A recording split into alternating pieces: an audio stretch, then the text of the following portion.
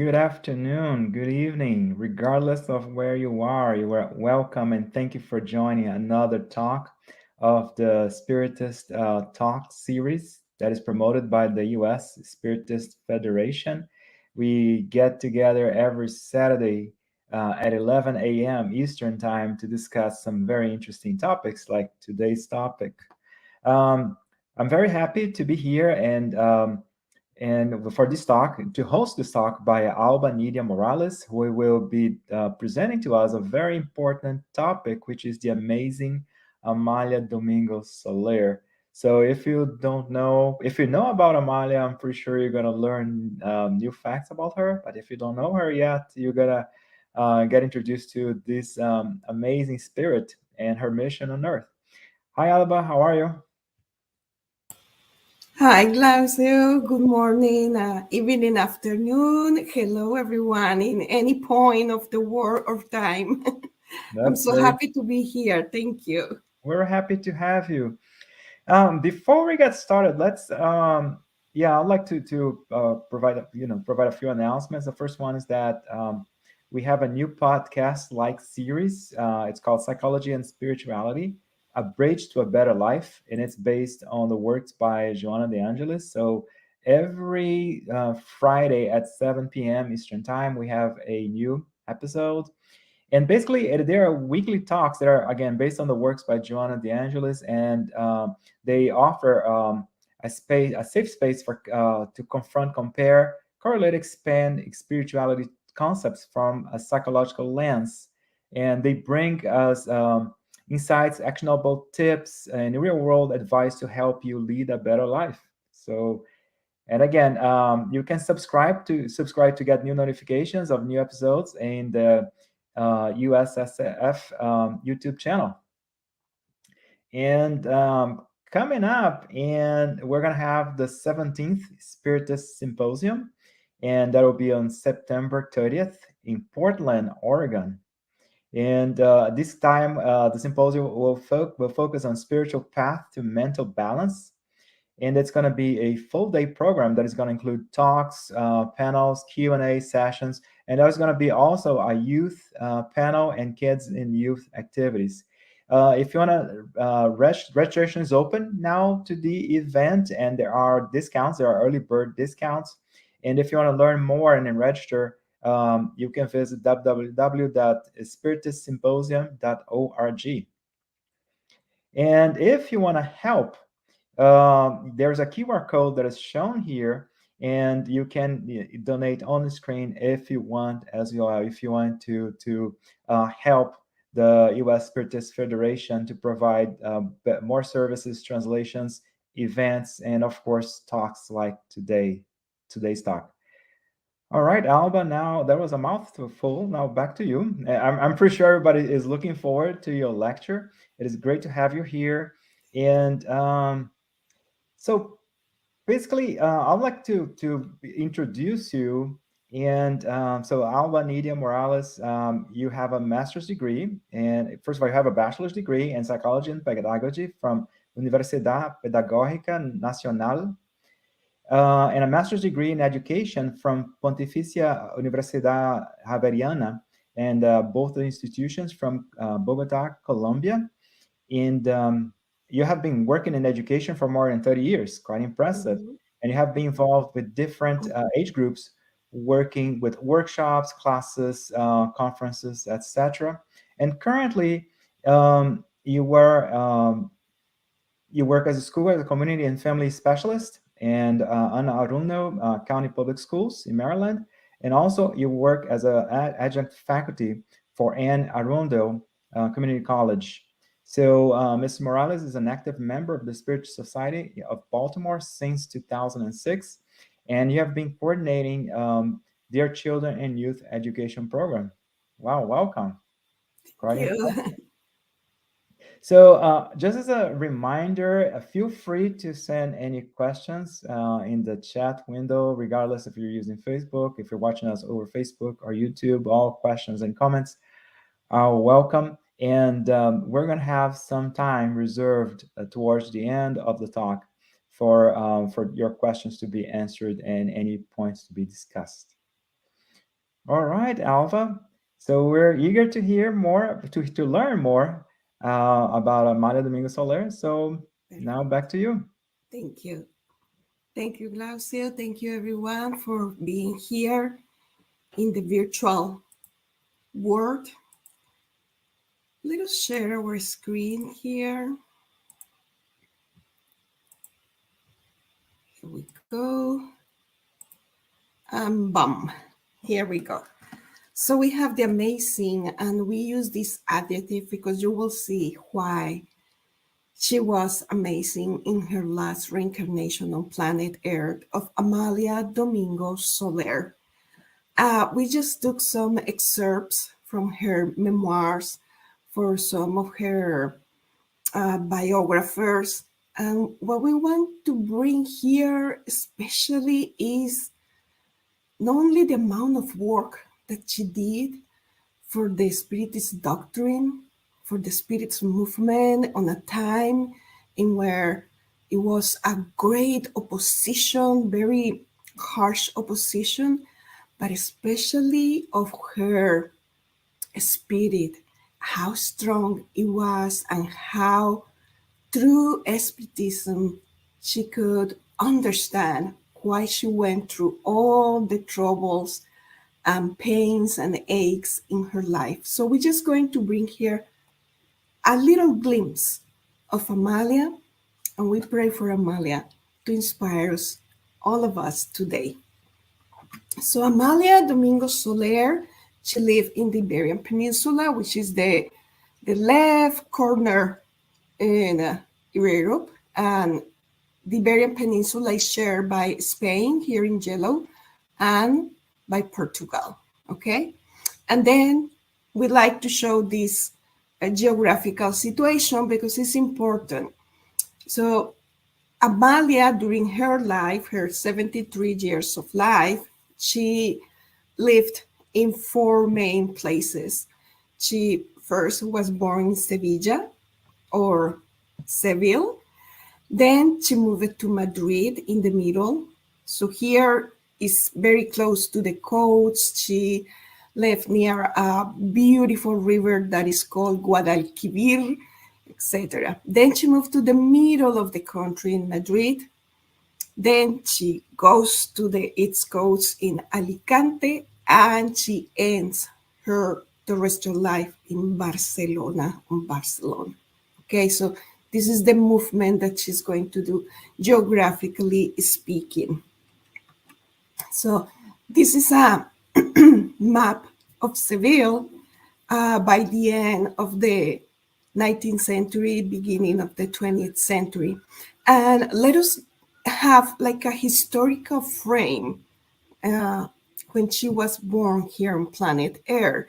So the country just had about 10 years of wars. They were called the Napoleonic Wars. Obviously, it was France invading Spain. And during this period of wars, Spain lost a lot of its colonies that were here in the Americas. And it left the country in a very dire situation, in a very poor situation. And it's here when Amalia, she appears on planet Earth on November 10, 1835. So 2 years before is when the Napoleonic Wars end. And then there starts a period of relative peace, but it's more a period of transition in the country in which Isabel or Elizabeth II was the queen at the moment. However, she was a little girl. She was only 13 when she had to take the responsibility of the country. So it was mostly her mother, Catalina de Bourbon, that actually helped to rule the country. And one of the intentions were to renew the country, to bring to a new day, to modernize, is that a word? I don't know, the country. And this brings a lot of clashes and a lot of oppositions because at the Spain of the time, social class, social caste, it was everything. So if you have a certain social position with X amount of money, you are okay. But if you don't, you're lost. And our dear Amalia, she wasn't among the privileged people in Spain at the time. She was known after she passed away or at the end of her days as the Lady of the Violets or the Chronicler of the Poor. And we will see why. So this is the scenario when she appears to the world. So Amalia was the only child in this marriage. However, her father abandoned the mother even before Amalia was born. There is no any other explanation. Very likely he went to work. We don't know.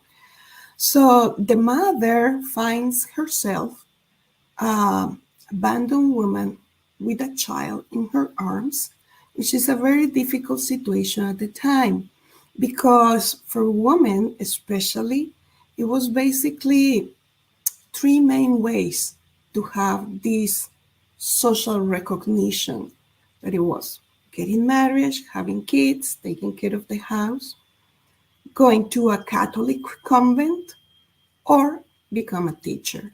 To become a teacher, you need the wealth of your family to pay for the tutors. So that was out of Amalia's mom. Obviously, she wasn't a nun, so now she's an abandoned woman. When Amalia was born in that November, 8 days later, she became blind. And the poor mom was desperate, taking her few savings, looking for different doctors with no positive results whatsoever. So finally, a friend recommended her an apothecary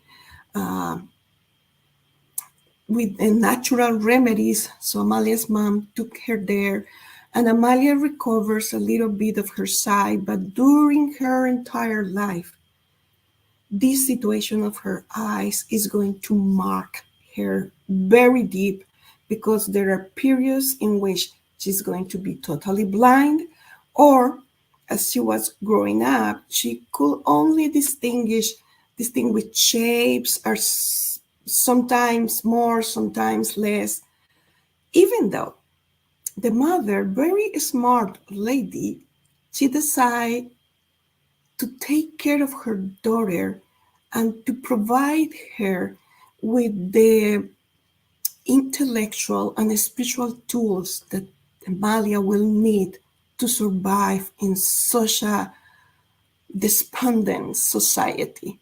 And in the words of the very own Amalia, in her memoirs, she says, and we are reading for emphasis, "When I became 2 years of age, the mother commenced the difficult task of teaching me to read. As a reward for her dedication, at the age of 5, I could already read perfectly well. And every day, for 2 hours, I was required to read out loud. Our spirits were in such incredible unison that through a simple glance at one another, we could guess the other's thoughts." So it's not only this dear relationship of mother and child, but we can see that the spirits identify with one another very deep. And Amalia's mom awake in Amalia's the desire for learning, curiosity, to explore, to be open-minded, to come to conclusions by herself. It was very unusual at the time in which, as a woman, you follow what the social norms are telling you, what your father or your husband or your brother are telling you. Let us see, this is the end of the 19th century, beginning of the 20th century, and Spain received a great influence from the Arabic culture. in centuries before, but still the social norms moved to the time. So Amalia didn't have like a very happy childhood.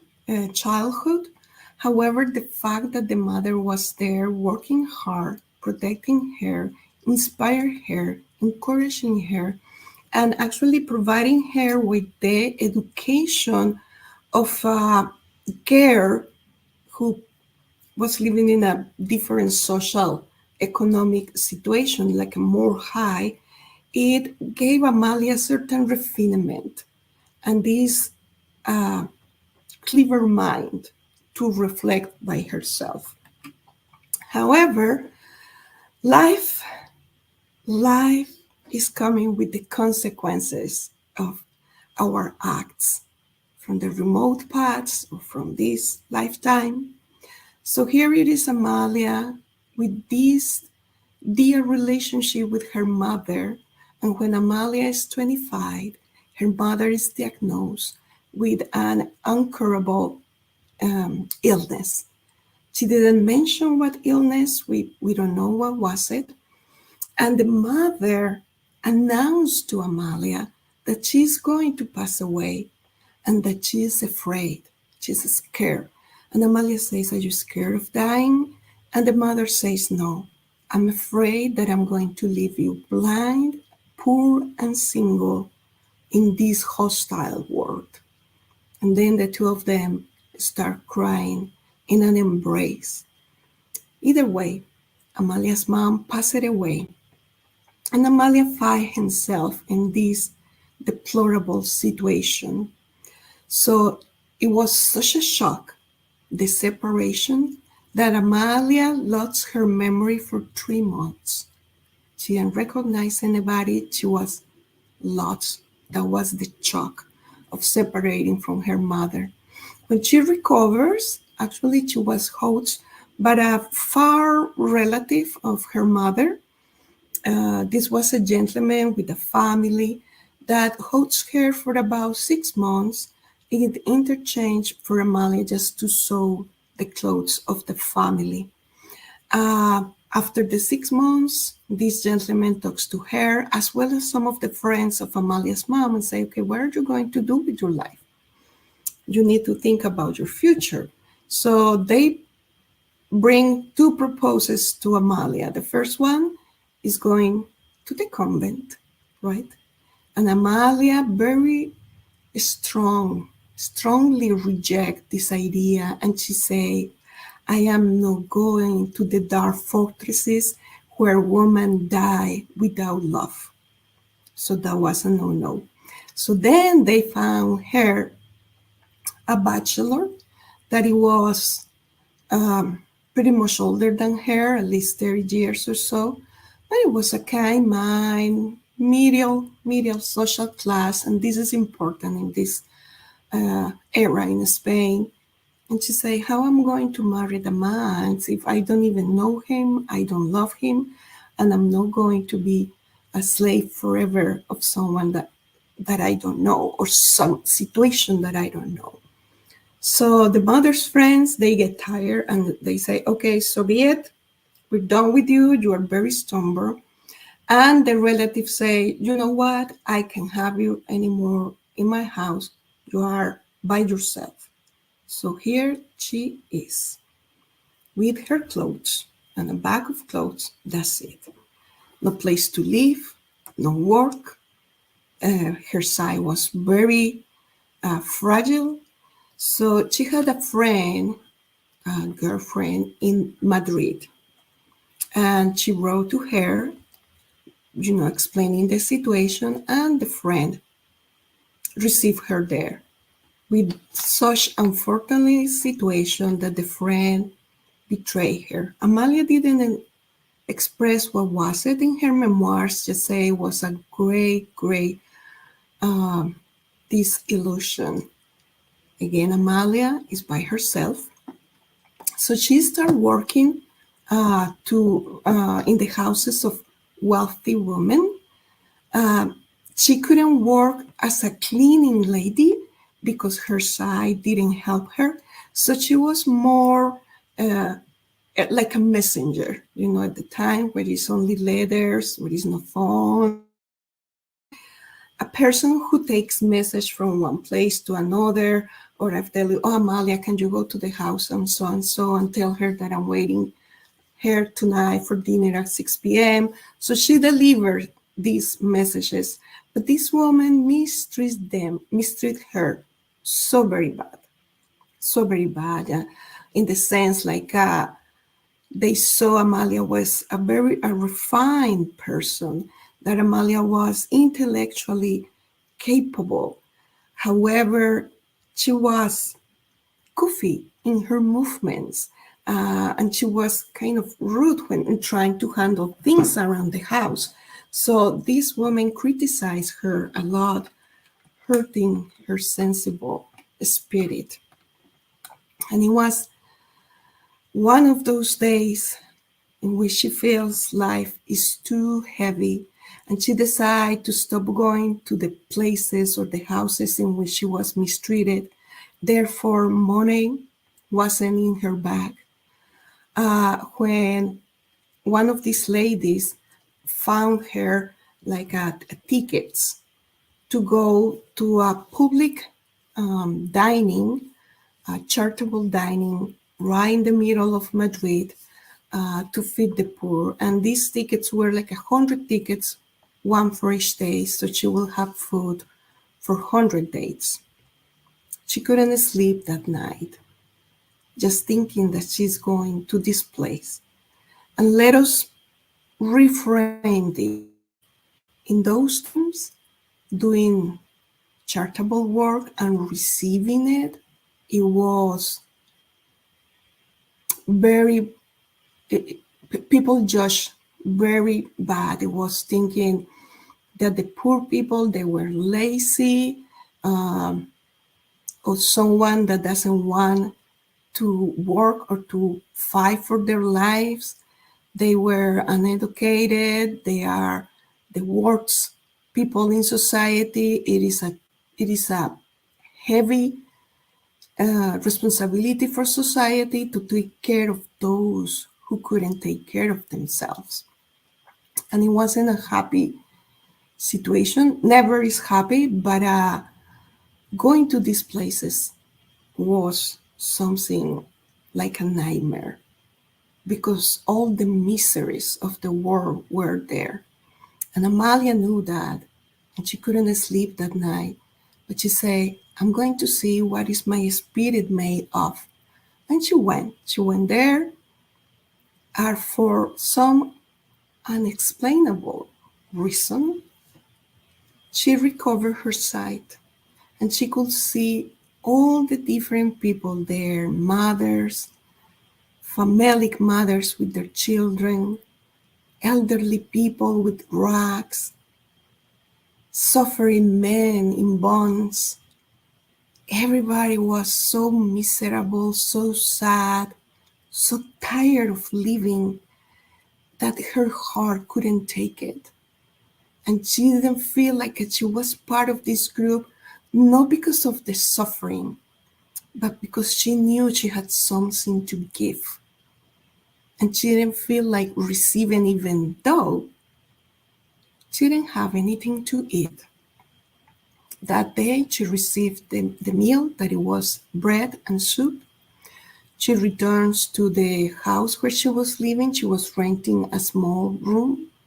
And she asked her landlord, a lady in need too, if she could get the food for Amalia every day. Plus, it was difficult for her, almost blind, walking this distance. So the landlord says, okay, and for 99 days, both of the women shared the meal. This suffering made Amalia think why she was undergoing such a pain. What was the reason for some people to be so happy, for some people to be able to enjoy life and to have resources, and some others to be so miserable in such a disgrace? What kind of God is this?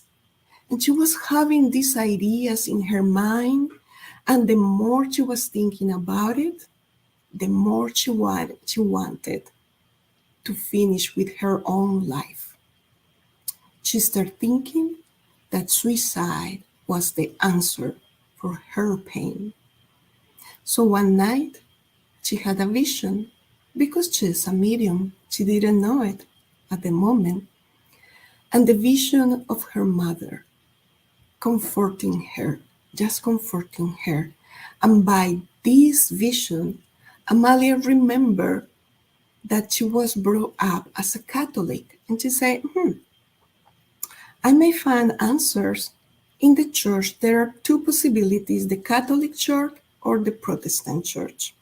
She went to the Catholic Church and she didn't like it. She couldn't find answers for her questions, and she didn't accept the idea of a vengeable God, of a God of wrath, of a God of injustice. And that's what her perception from the Catholic Church at the time. So she went to the Protestant Church, and she was embraced there, and she felt like she was herself. Nobody was criticizing her clothes. No one was criticizing her because she's a single woman, almost blind, and she was embraced there. And for some time, the Protestant Church gave her some comfort.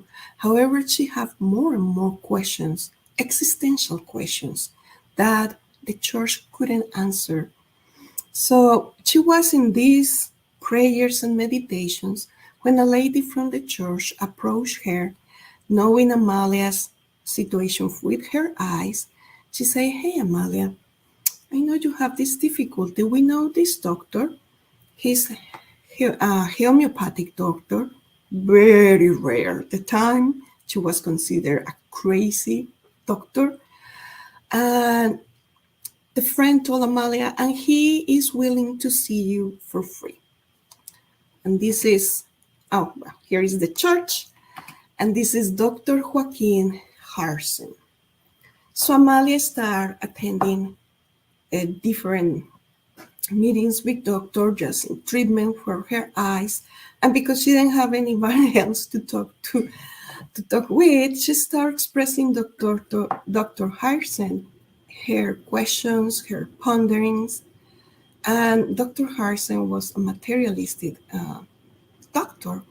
So one day he was tired of Amalia asking all these questions and trying to find the purpose of life, what is God, all of this. So he said, you know what, Amalia, have you heard of these crazy people? They're called spiritists. They say that the spirit never dies.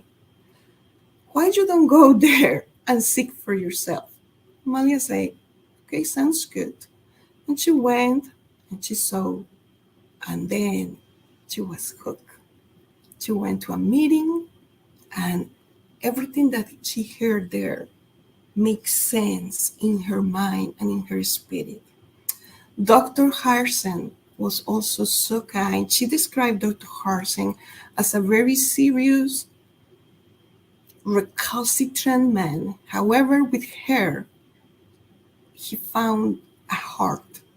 So he provided not only all the consultations for free, but he also get the a Spiritist newspaper. And because her sight is no good, Dr. Harsen started reading the Spiritist newspaper to her during consultation hours. Amalia didn't say if Dr. Harsen decided to embrace the Spiritist doctrine, but for her, that was the beginning of understanding these their situations from her life. And obviously, the idea of the suicide, it was out of the equation by now. So she has a prolific pen. Her first poems, she wrote it at age of 10, and she published those poems at age of 18. So she writes even her sight is no good. And then in 1873, The Revelation, that is a newspaper from Alicante, published her first Spiritist poem. In the same year, she wrote several articles for the magazine. It's a psychological magazine from Barcelona, directed by Jose Maria Fernandez Colavida. And why this sir is very important, Mr. Fernandez Colavida? Because knowing Amalia, he had the heart to buy her, to get her the 5 basic books of the codification and gave it to her. So Amalia had these materials now in her hands. This is a time, let us remember, in which to publish things, the print was difficult, and having access to books, it wasn't easy. And not for a poor woman that is living as a messenger, as a someone that brings messages back and forward. And in 1875, in March, when they were celebrating Kardec's discarnation or passing away, Amalia wrote a beautiful poem, a Loa to Allan Kardec, and it was called To the Memory of Allan Kardec. And she read it in front of mostly male audience, in front of the Spanish Spiritist Society.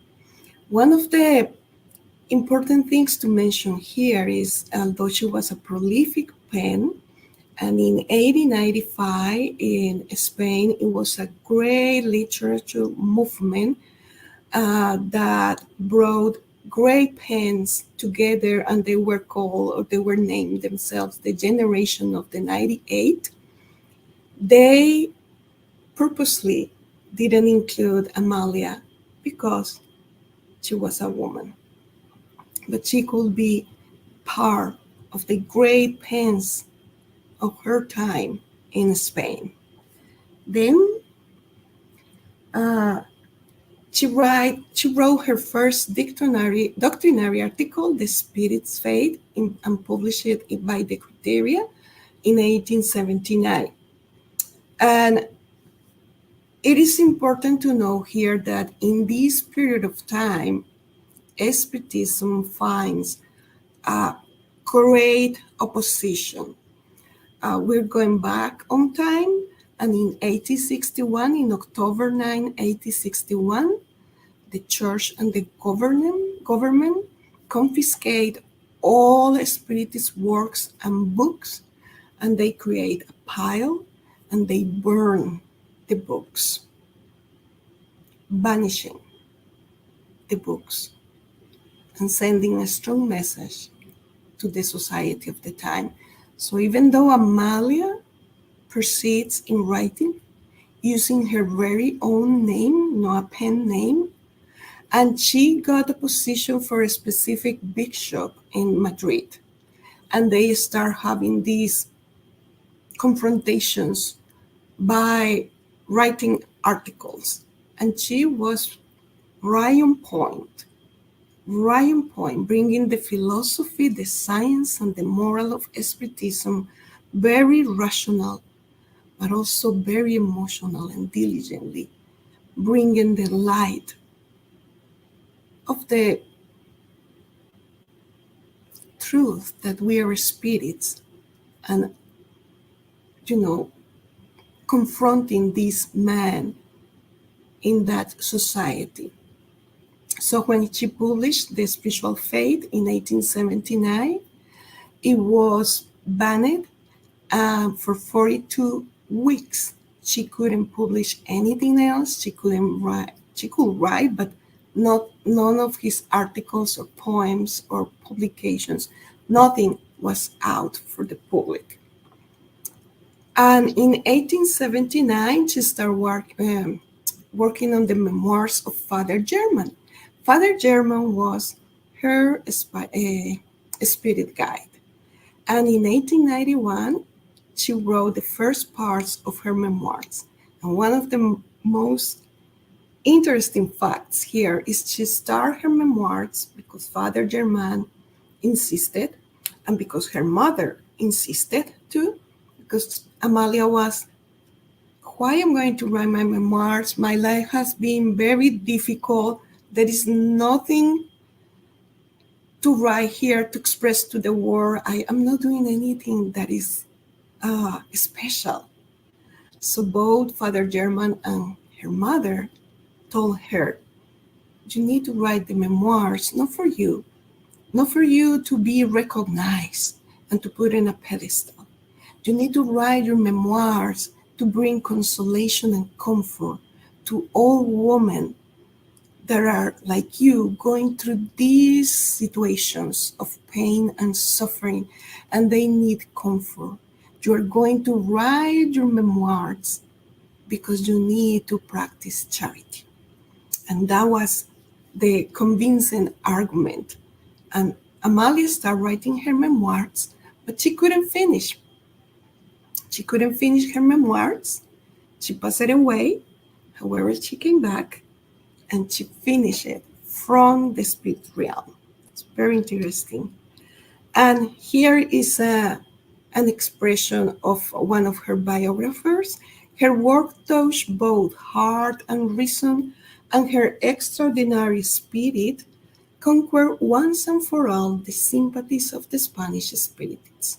What is important to mention here is that Amalia not only dedicated herself to this writing production, also she continued being very aware of the needs of the poor, of the needs of those left behind in society. So she also received letters from so many people around Spain and Europe asking her for comfort, mothers that lose their children, people in difficult situations. So at night, after she worked very hard during the day, she sat and started writing the answer to those letters inspired by Father German. She also was diligently visiting jails, orphanages, the charitable dinings, and all different possible places in which she find people in misery, in distress, with no hope of living. And she brought whatever she could get, some bread, some violets, some words of wisdom. So she was really walking and talking the path. So Amalia side start to weaken. Therefore, she is not able to work anymore. And she was already well known among the Spiritist community. So, and here in this picture, we have Amalia here. So they decide to say, okay, it's fine, Amalia, it's fine. We can take care of you. You can come and live with us. One of the couples asked her, and you can have a roof over your head, and you can have everything you need. Just dedicate yourself to write for expertise. However, Amalia, with her work of ethics and with her ethics of life, she felt that this wasn't correct. So she believed that it was wrong to survive at the expenses of expertism, which is very interesting, right? Because she is a very ostensible medium. She has been visited by several spirits, especially at night in her room, not only enlightened ones, but suffering ones that are coming to her seeking for some comfort or some answers. However, she knew that living out of mediumship or expertism doesn't make sense, because what we freely receive, we will freely give. So again, she accepts again to sew clothes. How she did it, we don't know. However, one of the things that she noticed was when she was doing the psychographing different texts or psychographing different letters, next day her physical side was better, improving. But then it going back and then it going up. It was a situation. Anyways, so in 1876, she moved them to Barcelona. Luis Lac is the president of the Spiritist Center, Glad Tidings, and she stayed with he and his family until the end of her days. And here we quickly want to bring this because we know time is paramount. But we want to bring some insight about her spirit mentor. It was Father German. His Father German, or Father Herman, because that was her last existence. He was a Catholic priest. So through the medium of Eulalia, Amalia received a great number of messages that later she consolidated in the book Memoirs of Father German. And she wrote that the mission of Father German in his last existence was the most beautiful mission. She says when the spirit leaves the carnal envelope, it continues filling the space. So we are the same, right? Spirit, we continue thinking, feeling, perceiving the way we are here incarnated. And Father Herman felt, when he was free from his enemies, the same need to love and to educate his fellow men. And he sought it by means of accomplish his noblest desires. So in his last incarnation, he became a priest because that was the way he could donate himself to the ones in need. And she expressed that Father German gathered so many lost sheep, diligently guide them by the narrow path of true religion, love, which is no other than to do good for the sake of doing good. It is to love the kind man because he deserves to be tenderly loved because of his exceptional virtues. And it is also to love the criminal because he is a sick soul in critical condition that only love can heal. That was his spirit mentor, Father Herman, that provided her not only with the encouragement, with the words of wisdoms, with the guidance, but also with the company. Because she, in all her life, even though she was already in the Spiritist movement, she felt pretty much alone. She didn't have a family. She didn't have a husband. She didn't have children. And this was a reminder that she received every day of her life. Although she was lovingly embraced by the community, the Spiritist community, but this was a sentiment that she couldn't erase from her spirit. And she knew that her present existence was the consequence of her acts in previous existences. But even knowing, it is hard not to feel. And she was very honest about it, and she expressed this in so many of her writings. So in 1879, she has the great opportunity in Barcelona, this is a current picture of Barcelona, to manage, to administer her very own Spiritist newspaper run only by women. And it was called The Light of the Future. So it was published in May 22nd, 1879. And she used this social media not only to express and to educate the public, but also to give women voice and vote in the society. That's why she's considered also a feminist and a humanitarian person. And she wrote more than 12,086 articles in Spain, in different newspapers, in Mexico, Uruguay, Argentina, Italy. She was well known also abroad from Spain. And in April 29, at the beginning of the 20th century, 1909, she passed away. She passed away in the house of her friends, very peacefully.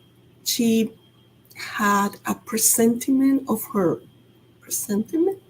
She felt she was about to discarnate, and she wasn't fearful about it. She was ready to go. And in July 10, 1912, through the medium Maria, that's what they say, her memoirs were completed. Actually, she wrote from the spirit realm the preface of her book.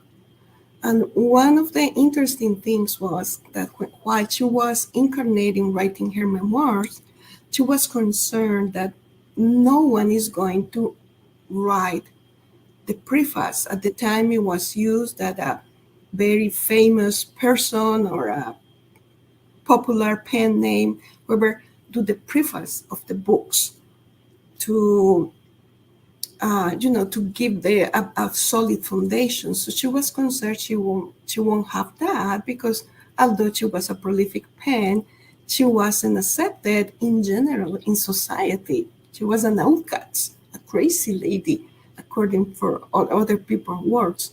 So she herself comes back in spirit, and she writes her very own prologue or preface of the book. And we think that with this, we're coming to an end. Here is the list of her most popular books: Memoirs of a Woman, Facts That Prove, I Forgive You, her most beautiful writings, Spirit Stories, Memoirs of Father German, Fields of Violets, and The Great Virtue. Unfortunately, none of them are yet in the English language. We hope that soon. This is our beloved Amalia Domingo Soler, a brave spirit that understood that her pains and sorrows of the current existence, it was because in the past she was a very proud, in different existences, was a very proud man of pen, an intellectual that produced a lot of books and was attending the different social circles, mistreating everybody because of his intelligence, looking everybody down because he felt he was the only one with such a talent and skill. In previous existences, as a man, he also hurt a lot of women, promising them love and favors and abandon them.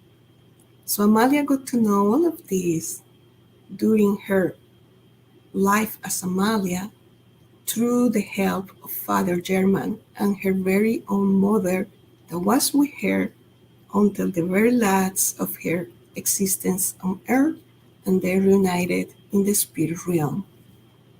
We are very grateful for your attention, and I think we're good, right? Oh, we're great. Thank you for Okay. all such great reflections. I really enjoyed the whole presentation, and quite an inspiring story. And now we're open for questions and comments, Alba. And we'd like to hear what some of the folks who have been following us, what they have to ask or comment. All right. First question here: why there are times in lives when everything just seems to go wrong? Uh, I'm going to reply like a children's author. It depends with the lenses that we are looking at life. If we see when Amalia was about to commit suicide, it's because she didn't have the other side of the coin, the other information that opened up her eyes to see that she went through that existence in such a suffering and distress because she herself created that consequence for her.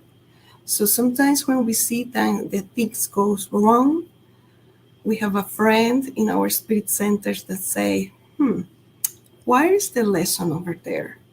It's not easy, we know, especially when they're in the midst of in the eye of the hurricane, right? It's hard for us to see the good, but it must be good there. And it's specific for us as individuals and as a planet. There is some lessons that we need to learn, something that we need to fix, things that we need to transform. And acceptance and resignation is what the Gospel according to Spiritism is teaching us. Very interesting. Very, very interesting. Next question. Thanks, Alba, for this beautiful presentation that comes from Daniel Santos. Could you share with us any personal changes you may had just by studying the life of Amalia? Danielito. Yes. I identify a lot with Amalia. Since I was a little child, I love to read and write, especially. Writing is being part of my life. But I have had some moments, not like Amalia, that it was 24/7, but we have our strong moments of suffering and desperation. And having the light of the Spiritist doctrine have bringing me a lot of comfort and consolation and answers. Because as Amalia, I also navigate through different churches and different faiths, and I couldn't find answers there. So it was through Spiritism that I found it. So yes, I see that now it's easier for me to accept what life is giving me, and also to create my future, probably not in this existence, but in the following ones. Oh, nice. Now we have our last question. Okay. What does Amalia's life experience teach us about facing adversity? Oh, it was very similar like the previous one, but when we face adversity, in acceptance of that and resignation, which is not just to sit and cry, it is an active acceptance of God's will, we will overcome our very own obstacles. We will be successful in our reincarnatory plan, because it's about the individual. It is not about the others. Why I'm suffering and they seem so happy. We don't know what is going on in other people's life. So Amalia's life is telling us that we can conquer any kind of adversity, no matter what, if we have the right mind and the right heart to do it. Because if we rebel in front of the adversity, it's like a failing the test, and we need to take it again and again and again until we pass.